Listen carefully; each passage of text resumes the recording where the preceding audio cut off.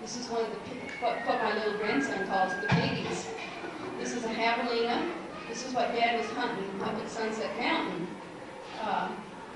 when the angels appeared. And they are vicious. And we have something that still have a herd of them in our backyard, basically. They're in Tucson. But these that are stuffed here, it's a trophy animal, and these that are in the den room, this one, there's a little story behind here that I want to tell you about Brother Branham. When he got this, it was a trophy, and every year they're in Tucson, there's a hardware store that has a prize, and they give a new rifle to whoever brings in the biggest pig. And this particular year, Dad had the biggest pig. I mean, it was a whopper. So they had to rush home. We got it at Sunset Mountain. They rushed back to Tucson and rushed over to this hardware company because you had to register it before the deadline. And I mean, they were just minutes from the deadline when they got there. And it was a really nice rifle that they were giving away. So they got there. Dad jumps out of the car and runs in to the store, and right at the door there was an old man sitting there on the step, and he had an old rifle sitting next to him. And Dad stopped, and he said to the old man, do you have a big pig? And the guy said, so far, mine's the biggest. So Dad sat down next to him and started talking about his pig. He sat there and talked to him till the deadline had expired. And the old man won the rifle. And everybody's pig in. Well, the brothers that were with Dad, they got upset. Brother Branham, you should have gone ahead, registered your pig, won the gun, then you could have given it to the old man, but your name would have been in the record book as having the biggest pig this year. And Dad told him, he says, no, it's so much more important that the old man wanted himself. He says, if somebody could come in at the last minute with a bigger pig, than the old man had, he says, I'd have taken mine in so he could have had the gun. He says, but I wanted the old man to win it himself. And I think that tells a lot about his character. Some of y'all may not have been to Jeffersonville. This is my dad's tombstone there at the cemetery in Jeffersonville.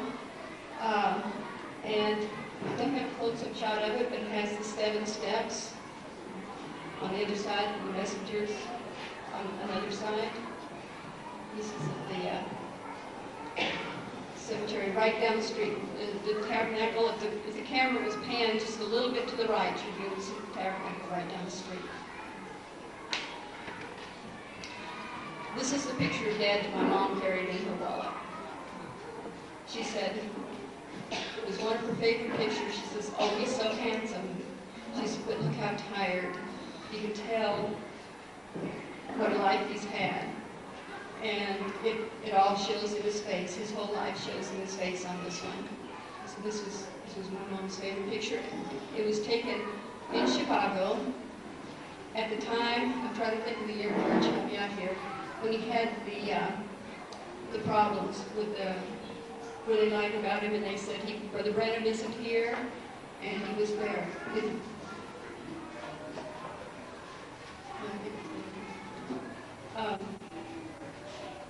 And they wouldn't let him speak because he had also agreed to speak for Mats and Jose. So they gave him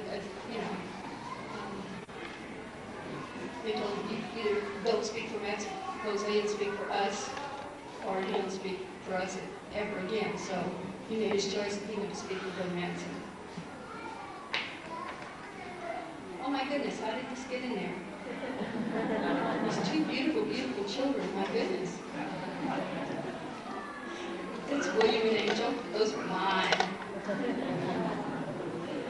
And you know, I put these in here because all you mommies and daddies that are here, with all these little kids that are this age now, I want to tell you, I took this picture yesterday.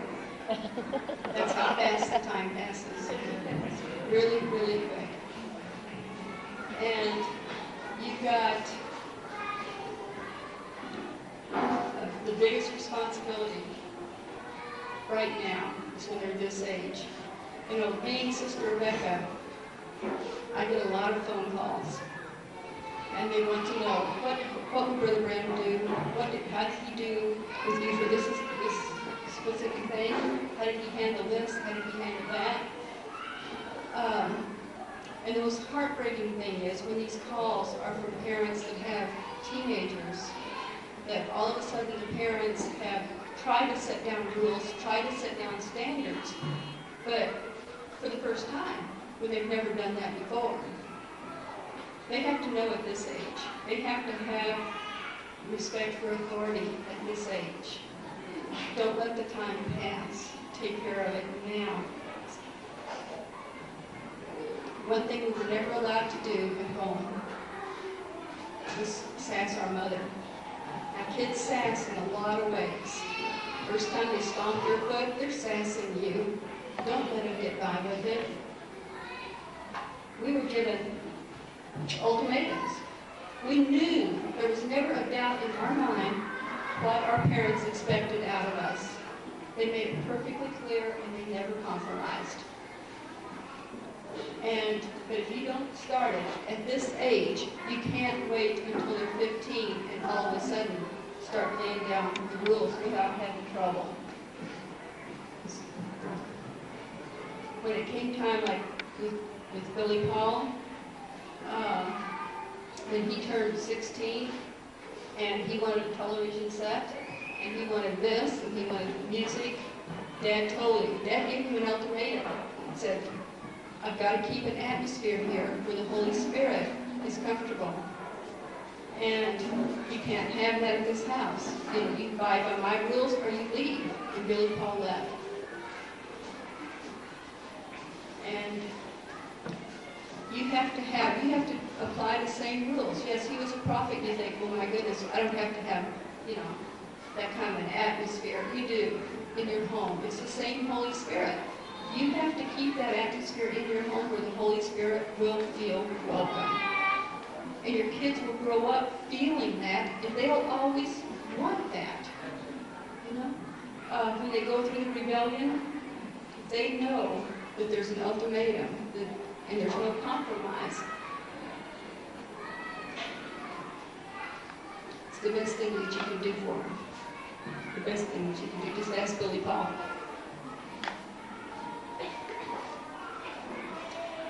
Brother Michael had told me that he thought there might be some of you that had some questions that you wanted to ask. If there are any questions, I'll do my best.